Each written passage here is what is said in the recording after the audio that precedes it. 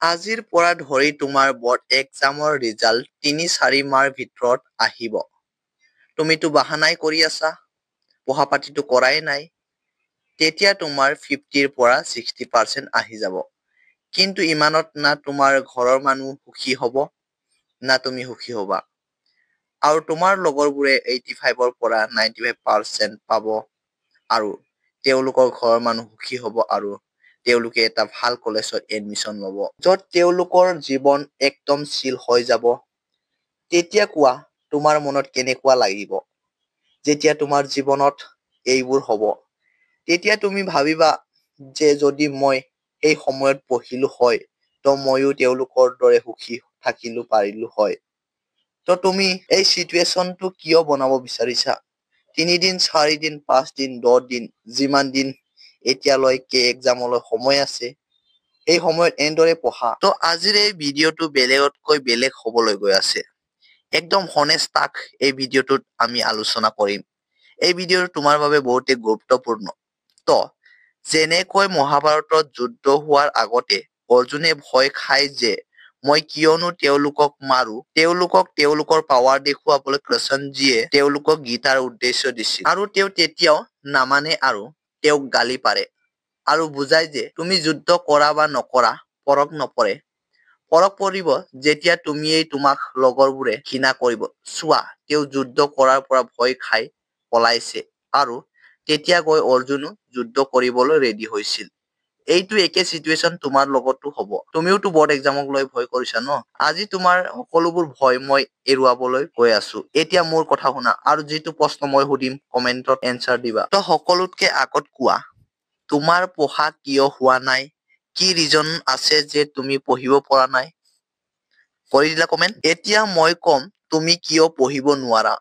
Main problem আছে যে তুমি অভাৰ থিংকিং কৰা। কিছুমানৰ চিলেবাছ কমপ্লিট হোৱা নাই, তাৰ কাৰণে বহি আছা, আৰু কিছুমানৰ হয়তো চিলেবাছ কমপ্লিট হৈ গ'ল কিন্তু ৰিভিজন কৰিব পৰা নাই। কিছুমানে হয়তো ব্ৰেকআপৰ কাৰণে বহি আছে আৰু কিছুমানে হয়তো বেমাৰৰ কাৰণে বহি আছে। আৰু অভাৰ থিংকিঙৰ সকলোতকৈ ডাঙৰ মেইন ৰিজন কি হয় জানা? তুমি পঢ়িব নোৱাৰা। আৰু আজিকালি এইটো ট্ৰেণ্ডিং হৈ আছে যে আমি সকলোৱে মেট্ৰিক পৰীক্ষাত ফচি আছো। এডুকেশ্যন এটা স্কেম হয়, ইয়াৰ পৰা একো হ'ব নোৱাৰি। হয়, মই মানি লওঁ একো নহয় এডুকেশ্যনৰ সৈতে। তো ইয়াৰ বিপৰীতে কিনো আছে তোমাৰ, যাৰ সৈতে তুমি পইচা ইনকাম কৰিব পাৰা? আছে জানো কিবা? তো নাই। এটা কাম তোমালোকৰ ঘৰৰ মানুহে দিয়া পঢ়িবলৈ, পঢ়া না চুপচাপকৈ বহি। তোমাৰ লগত এইটোৱে হোৱা নাই, আগত গৈ কৰিবা কি? আজি আৰু এতিয়াৰ পৰাই যদি তোমাৰ আদত হৈ যায় যে পিছত কৰিম, এইটো বৰ্ড এক্সামেটো হয়, কি হ'ব ভাল নম্বৰ নাহিলে, তো এইটো এটিটিউড আগলৈ চলি থাকিব। যেতিয়া তুমি কৰবাত জব কৰিবা ন, তাতো তোমাৰ এনেকুৱাই এটিটিউড হ'ব। জানি লোৱা তুমি কোনো এটা হস্পিটেলত ডক্তৰ হয়, পেচেণ্ট চিৰিয়াছ হয়, তাতে তুমি কি আৰে পিছত কৰিম, কিয়নো চিটুৱেশ্যনৰ পৰাটো তুমি যুঁজিবলৈ শিকাই নাই। আৰু যিমানবোৰ ষ্টুডেণ্ট টচ হয় ন, পঢ়া বহুত জটিল হয় বুলি, তো এটা কাম কৰা, এদিন কৰবাত গৈ কাম কৰা, ভালদৰে গম পাবা যে পঢ়া জটিল নে কাম কৰা জটিল।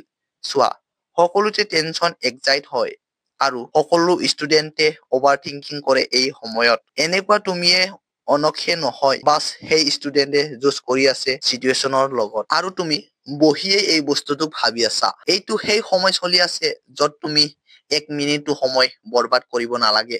অকল মন লগাই ভালদৰে পঢ়ি থাকিব লাগে। পঢ়ি থাকিলে অভাৰ থিংকিং কৰ পৰা আহিব? আৰে মোৰ জীৱনটো বুজি লোৱা।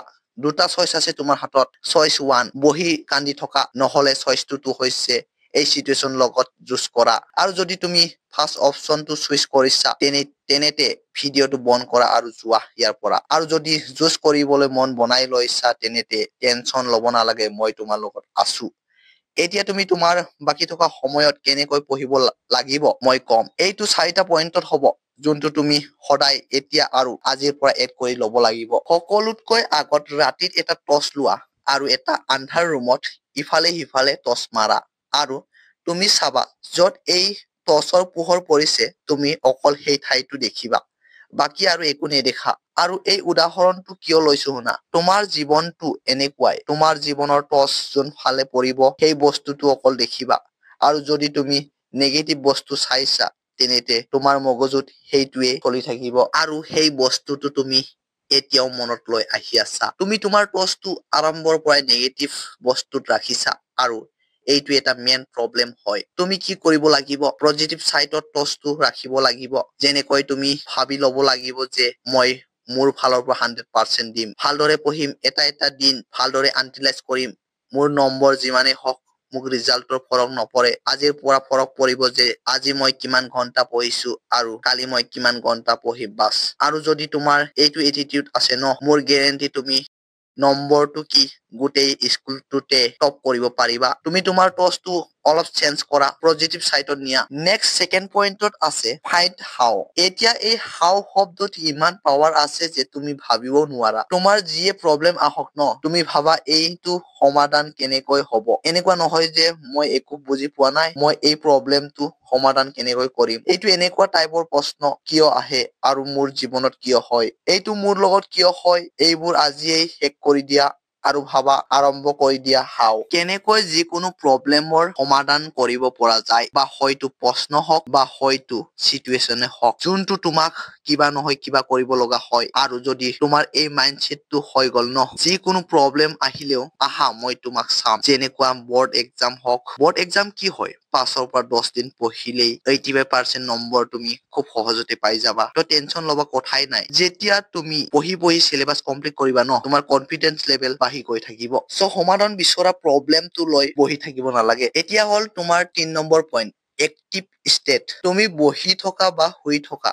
এইবোৰৰ পৰা তোমাৰ মগজুৱে ভালদৰে কাম কৰিব নোৱাৰে। এক্টিভ থাকিবলৈ দিনটোত এক্সাৰচাইজ কৰিব পাৰা, বেছি দেৰি নহয়, অকল 30 মিনিট। ৰাতিপুৱা কৰা ভাল কথা, নহলে গধূলি কৰি লোৱা। এটা সময় শ্ল এক্সাৰচাইজৰ কাৰণে ওলোৱা। আৰু যদি এইটো কৰিব নোৱাৰা তেনেতে এটা কাম কৰিব পাৰা, তোমাৰ ঘৰৰ গেলাৰী বা তুমি পঢ়া ৰুমতে যোনটো তুমি ৰিভাইজ কৰিব ল'বা, তাত হাতত বহি লৈ খোজ কাঢ়ি ৰিভাইজ কৰা। ইয়াৰ পৰা তোমাৰ তেজৰ চাৰ্কুলেশ্যন ভাল হ'ব। যেতিয়া তোমাৰ তেজৰ চাৰ্কুলেশ্যন ভাল হয় ন, তোমাৰ মগজু ভালদৰে কাম কৰে। তো ধ্যান লোৱা এক্টিভ ষ্টেটত থাকিবলৈ। এতিয়া 4 নম্বৰ পইণ্ট আহে তোমাৰ চেল্ফ টাক। চেল্ফ টাক তোমাৰ বাবে সকলোতকৈ ইম্পৰ্টেন্ট হয়। আৰু তুমি জানা কিয়? কিছুমান মানুহে নিজৰ জীৱনৰ সকলোবোৰ ভালদৰে ইউজ কৰে আৰু এইটো লৈ কনফিডেন্ট থাকে। ৰিজনটো হৈছে চেল্ফ টাক। ইয়াত তুমি কি কৰিব লাগে, কোনো এটা বস্তু জটিল লাগিছে ন, যেনে ধৰা বৰ্ড এক্সাম, তেতিয়া তুমি নিজে নিজক কবা যে বৰ্ড এক্সাম তোমাৰ বাবে সকলোতকৈ ইজি হবলৈ গৈ আছে, আৰু বৰ্ড এক্সাম এনেও ইজিয়ে হয়। আৰু নিজে নিজকে কৈ লোৱা যে এইবাৰ বৰ্ড এক্সাম মই ফালিবলৈ গৈ আছো, আৰু এই এক্সামৰ মোৰ জীৱনৰ সকলোতকৈ সহজ এক্সাম হবলৈ গৈ আছে।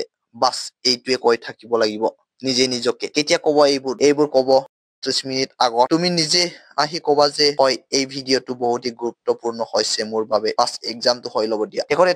শেষত এটা কথা কবলৈ বিচাৰো, যদি এই চেনেলটো প্ৰথমবাৰ ভিজিট কৰিছা তেনেহলে চেনেলটো ছাবস্ক্ৰাইব কৰিবা, আৰু যদি এই ভিডিঅ'টো চোৱা নাই চাই লোৱা, তোমাৰ বাবে বহুতেই গুৰুত্বপূৰ্ণ।